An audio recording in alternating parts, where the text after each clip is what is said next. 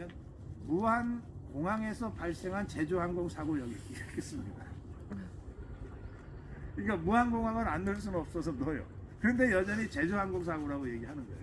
네, 이런 얍삽한 말장난을 지금도 하고 있는데 어쨌든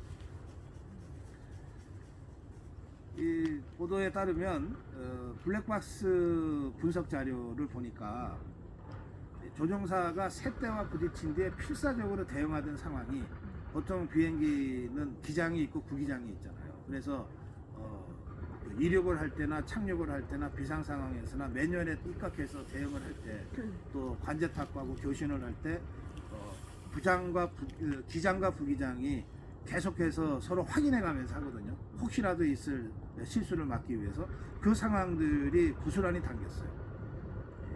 블랙박스가 먹통으로 되기 직전에 75초간의 조종실 대화가 확인이 된 겁니다. 여기 보면 기장이 야 어디로 가냐, 부기장이 그러니까요. 그러니까 당황한 거예요. 그런 상태에서 야 바꿔 빨리 해서 자동 조종을 해제하고 수동으로 전환을 합니다. 이게 뭔가 비상 상황이 있다고 기장이 인식했고 부기장도 동의해서 야 그럼 우리가 수동으로 조작을 해야 되겠다 해서 바꿔요. 그래서 무안 공항에 착륙할 준비를 시작한 거예요. 그래서 고도를 내려서 가는 중에 관제탑에서 야 그 셋대가 접근하고 있어, 조류 접근을 경고합니다. 그리고 관제탑의 조류 접근 경고를 받고 난 다음에 21초 뒤에 부기장이 셋대를 발견해요. 부기장이 뭐라 그러냐, 밑에 셋대가 엄청 많습니다. 실제 이때 활주로에 접근한 가창오리 때, 가창오리는 이렇게 국물을, 그러니까 무리를 지어서 다니잖아요. 하늘이 새까매지잖아요. 이 가창오리 때 규모가 5만 마리에 이르러. 자, 여기서 한 가지 있죠. 가창오리 떼가 서울 시내 돌아다니지 않잖아요. 여기 저 제주도 한라산에 가창오리 떼 날아다니는 거 봤어요? 가창오리 떼는 먹이를 찾아서 아주 최적화된 서식지를 다니는 거예요. 그러니까 무안은 바로 그런 이 철새떼가 집단적으로 서식하는 곳이에요. 그런 곳에 공항을 지은 게 미친 짓이지. 무안에 무슨 공항이 필요해요?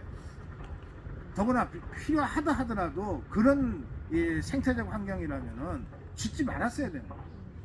거기를 떡하니 지어놓고 지금 그거를 무슨 김대중 공항이라고 부르자는 둥 햇소리들을 했었는데, 이 가창 오리떼 5만 마리가 지금 이 수동 조작으로 전환을 해서 착륙하려고 내려가는 중에 5만 마리의 가창 오리떼가 발견이 된 거예요.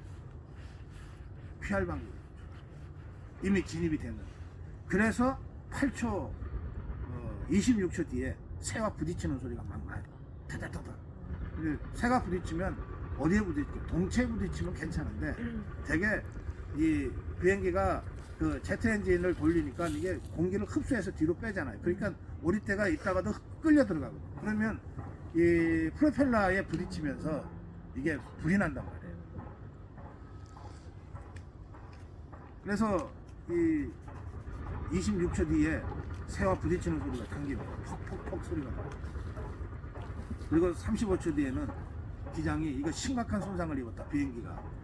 그래서 비상 매뉴얼대로 조작을 시작한다고 얘기를 해요.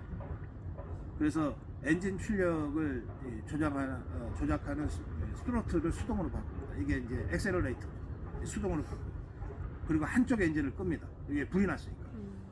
놔두면은 비행기 전체가 터져버리고, 한쪽 엔진을 끄고 엔진 화재를 차단하기 위한 스위치까지 당기는데 이 비상 매뉴얼에 따라서 이걸 하는데 15초가 걸려요. 그러니까 정상적으로 제대로 기장과 부기장이 작동을 한 거예요. 그런데 이 15초 왜 1초 만에 끄지? 그게 아니고 아까 말씀드린 대로 한쪽 엔진을 끄는 것은 그야말로 극단의 위험을 수반하는 비상 조작이기 때문에 기장이 확인하고 부기장이 확인하고 계속 이런 식으로 해야만이 되는 거예요. 그래서 기장과 부기장이 상호 확인을 거쳐서 매뉴얼대로 끄는데 15초가 걸려요. 이제 이 전문가는 이렇게 얘기합니다. 권보헌 교수는 엔진을 끌 때도 기장과 부기장 간의 확인을 서로 합니다. 그렇게 하지 않으면 언제 무슨 사고가 터질지 모르기 때문에 그거는 엄격하게 항공기를 운항하는 기장, 부기장들이 지켜야 될 철칙입니다. 이렇게 설명을 합니다. 그렇게 해서 엔진이 꺼진 직후에 비행기 블랙박스가 꺼져버려요. 그래서 착륙을 하려다가 이 셋대랑 부딪혀서 했던 그 긴박했던 75초는 기록에 남지만 결국은 그때 이후에 이제 동체 착륙을 하거든요. 동체 착륙을 하는데 그 동체 착륙을 해서 일단 그 랜딩이 됐어요. 착륙이 됐어요. 그래서 이게 계속 그 가속도가 붙어서 가다가 결국 콘크리트 둔덕에 부딪혀서 완전히 참변이 벌어지는데 그때까지는 블랙박스가 꺼졌기 때문에 기록에 남아있죠. 그런데 블랙박스가 꺼지기 전에 75초간의 상황을 보면 기장과 부기장은 정상적으로 자신들의 그 상황에서 할 수 있는 최선을 다했다는 것이 확인이 됩니다. 그러면 보통 애매하면은 기장 부기장의 실수로 그냥 덮어버리는 경우들이 많거든요. 항공기 사고에. 근데 이거는 항공기의 문제도 아니고 기장 부기장의 문제도 아닌 거예요. 그리고 정부 그 연구기관의 용역 보고서는 콘크리트 둔덕 때문에 전원 생존이 가능했던 상황에서 179명 참전 이렇게 된 거 아니에요. 그러니까 다시 한번 정리해서 말씀드리면 비행기가 비행장 공항이 들어서지 못할 곳에 비행장을 세웠다. 그리고 그것이 그 가창오리 때가 5만 마리가 그 확인이 됐다. 그 상황 시점에 하늘이 새까매진다는 뜻이거든요. 그게 어쩌다가 한 번 있는 일이겠어요? 그러니까 만약에 그럼에도 불구하고 정략적인 이유로 공항을 세웠으면 이 수만이 출몰하는 철새떼에 대한 철저한 대비가 있었어야 되는데 그게 제대로 안 됩니다. 비행기가 이미 내려가는 중에 비로소 관제탑이 발견하고 경고해봤자 이미 소용없는 거예요.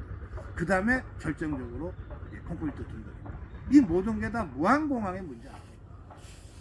그래서 이것을 무한공항 참사라고 불러야 마땅하다는 것이고, 그러면 도대체 이 엉터리 같은 이 공항 설계를 도대체 누가 했냐? 김대중 정권 때 했어요. 공사를 어떻게 진행했냐? 노무현 정권 때 했어요. 그다음에 이게 문제가 많다는 지적 때문에 이걸 고칠 수 있는 마지막 기회가 있었는데 그게 언제였냐? 문재인 정부 때라는 거예요. 그래서 김대중, 노무현, 문재인 이 새 좌파 정권 하에서 잘못 설계되고 잘못 운영된 무한공항이 참변을 일으킨 겁니다.